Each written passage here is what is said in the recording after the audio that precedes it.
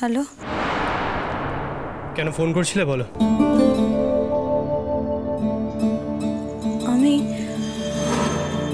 আমি তো ফোন করিনি। মানে শোনো মেঘলা, তুমি ডিসঅনেস্ট সেটা জানতাম, এখন তো দেখছি তুমি মিথ্যেবাদীও।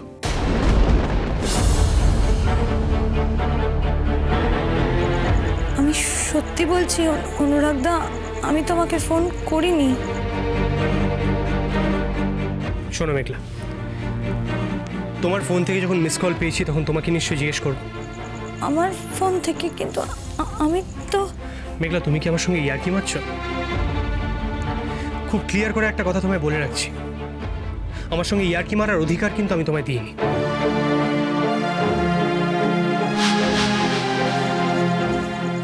না, কিন্তু বিশ্বাস করো, আমি ফোন সত্যি করিনি তোমাকে।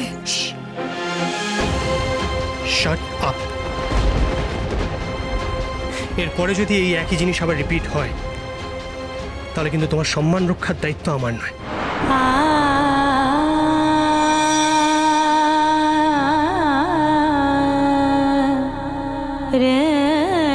না, আমি তো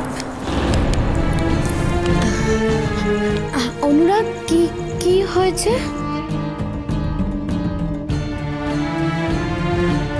যা হয়েছে সেটা মেঘলার সঙ্গে আমার হয়েছে, তার মধ্যে তোমার ইন্টারফিয়ার করার কোনো কারণ কিন্তু আমি দেখতে পাচ্ছি না।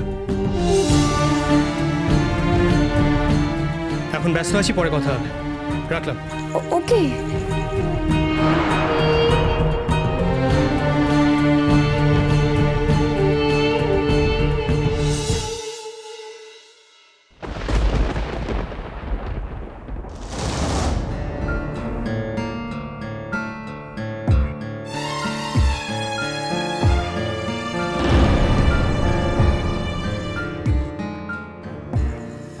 ফোন করেছিলি কেন ওকে?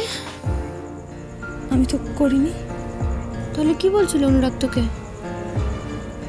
বলছে আমি ফোন করেছি, কিন্তু আমি তো ফোন করিনি। ঠিক আছে, দাঁড়ানি, কল লিস্টটা চেক করলেই তো বেরিয়ে যাবে তুই ফোন করেছিস কি করিসনি।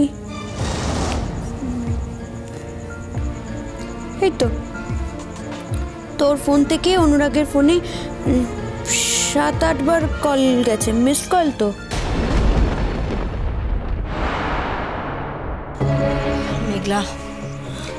মেঘলা, কেন এত নিচে নামাচ্ছ নিজেকে? কেন? না মা, আমি কোনো কথা শুনতে চাই না, প্লিজ। আশ্চর্য, তুমি কেন মিথ্যে কথা বলছো? না, তুমি তো বলতেই পারতে যে কোনো দরকারে তুমি ফোন করেছো। শুধু শুধু নিজেকে নিচে কেন নামাচ্ছ তুমি? আমি ফোন দেখেছো তো মা, আমি যখন কোনো কথা বলি তোমরা সেই কথাগুলো বিশ্বাস করো না। আমি নিশ্চিত এই মেয়েটা আমাকে অনুরাগের সঙ্গে সংসারটা ঠিক করে করতেই দেবে না। আজকে বাবি আসুক, আমি বাবিকে এই কল লিস্টটা দেখাবো, তারপরে বাবির ছোট মেয়েকে কি করে নিষ্পাপ প্রমাণ করে সেটা আমিও দেখতে চাই।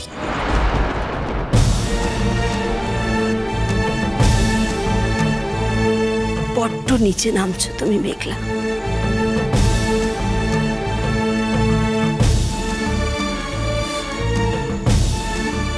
আমি ফোন করিনি মা, বিশ্বাস করো। আমি তাহলে কি ভূতে ফোনটা করে দিয়েছে? আমি সত্যি কোনো ফোন করিনি দিদি ভাই। আমি কেন ফোন করব তুই বল? মিথ্যেবাদী, ড্যাম লায়ার। তোর একটা সত্যি কথা বলার সাহস নেই, তাই না রে মেঘলা?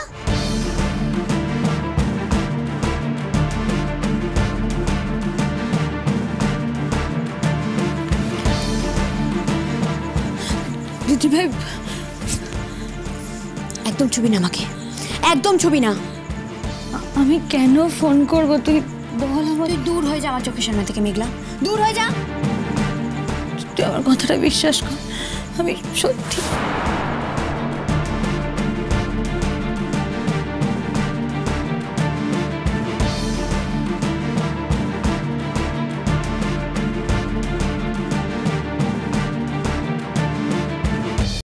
আমরা আসতে পারি? এসো। কিরে, কার সঙ্গে এরকম রেগে রেগে কথা বলছিস? ও কিছু নয়, ছাড়ো না। হ্যাঁ রে, তুই তৈরি তো? ডক্টর মিত্র কিন্তু এর মধ্যে 3 বার ফোন করে ফেলেছেন। আর 3 বারই তোর কথা জিজ্ঞেস করেছে যে তুই আসছিস কিনা। মেয়ের বিয়ের এনগেজমেন্টে কবে থেকে বলে রেখেছেন, তো তুই রেডি তো? রেডি নয় মানে? আরে দিব্যি রেডি আছে, কি সুন্দর দেখাচ্ছে ওকে। আর আমাদের তো প্ল্যানই ছিল যে আমরা ফেরার সময় ওকে এখান থেকে পিক আপ করে নিয়ে চলে যাবো। হ্যাঁ দাদা, চল চল চল, তাড়াতাড়ি বেরোই, তাহলে তাড়াতাড়ি ফিরতে পারবো, ফ্রিও হয়ে যাবে, তাছাড়া এরপর ভিড়ভাড়ও হয়ে যাবে। আরে সময়টাই তো 6টা থেকে 10টা। অবশ্য এখন বেরোলেও সেই 6টাতেই পৌঁছবো। ভেবেছিলাম একটু তাড়াতাড়ি গিয়ে তাড়াতাড়ি চলে আসবো, সেই সকাল থেকে শুরু হয়েছে তো আর শরীর দিচ্ছে না। শোনো ভালো ঠিক, তোমরাই বরং আজ যাও। ও মা, তার মানে কি বলছিস কি? এ ওসব কোনো কথা শুনবো না তাতান, তুই যদি না যাস তাহলে আমিও কিন্তু যাবো না, ব্যাস। আচ্ছা তাতান, এই আজকের দিনটার কথা তোকে কতদিন আগে থেকে বলে রেখেছিলাম বল? আই এম সরি ভালো জেঠু, আমার সত্যি যেতে ইচ্ছে করছে না, কি করবো বল। তুই কিন্তু আগে এত ইনডিসাইসিভ ছিলি না কখনো তাতান। আজ সকালেই তো কথা হলো যে আমরা সব একসাথে যাব, বিকেলের মধ্যে সব বদলে গেল। দেখো, তোমরা বললে আমি যাবো, মানে জোর করে যাব, সেভাবে যাওয়ার কিন্তু আমি কোনো ইন্টারেস্ট খুঁজে পাচ্ছি না। দরকার নেই ইন্টারেস্টের। আচ্ছা আমরা কি এমন ইন্টারেস্ট নিয়ে যাচ্ছি বলতো ডক্টর মিত্রর মেয়ের অনুষ্ঠানে? হ্যাঁ, তুই সেভাবেই যাবি। দেখ, তুই আজকে তো চেম্বার অফ রেখেছিস, তো সুতরাং এমন তো নয় যে তুই এখানে বসে টাইম পাস করবি। তো চল না, কি আছে, চল চল। আমি একটা দিন আমি বলছি যে আমার ভালো লাগছে না, তোমাদের প্রবলেমটা কোথায়, ছেড়ে দাও। আচ্ছা দাদান, একটু আগেই আমি ডক্টর মিত্রকে বললাম যে আমরা তো যাচ্ছি, অনুরাগও সঙ্গে আসছে। এখন যদি তুই না যাস আমার মুখটা থাকবে, তুই বলতো? আই দাদা, তুই আমাকে বলতো সত্যি করে, কার সাথে ফোনে কথা বলছিলিস? কাকে তখন বললি রে যে তোমাকে এর মধ্যে থাকতে হবে না? কিছু না, ছাড়ো। তোর যদি কারোর সঙ্গে কোনো প্রবলেম হয়ে থাকে তাহলে আমাদের বল না বেটা, মনটা হালকা হয়ে যাবে। না মানে আমি তোর কথা শেষ অংশ শুনে যে আইডিয়া করলাম সেটা হচ্ছে তুই তিতির সঙ্গে কথা বলছিলি, মানে আমার যতটুকু কানে এলো।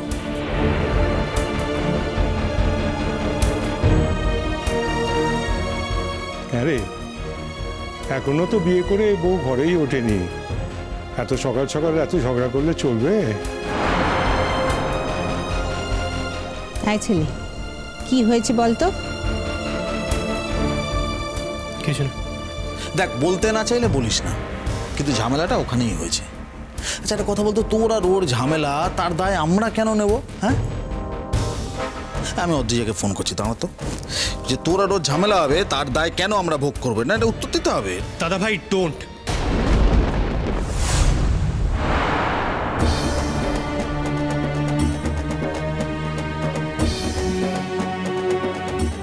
এর আগেও কিন্তু আমি বহুবার বলেছি এই ধরনের ইয়ার্কি আমার পছন্দ না। ডোন্ট ইউ গেট ইট?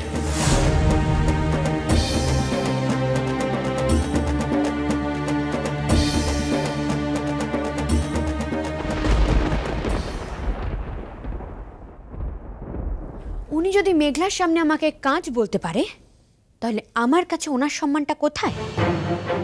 সম্মান কি যাত্রার কাছ থেকে প্রত্যাশা করা যায় তিতি বেটি? তুমি কি মনে করো আমি তোমার কাছ থেকে কোনো সম্মান প্রত্যাশা করি? কখনো না। বরং আমার বাবুজির জন্য দুঃখ হয় যে তার মতো একজন লোক তোমার মতো একজন সন্তানকে।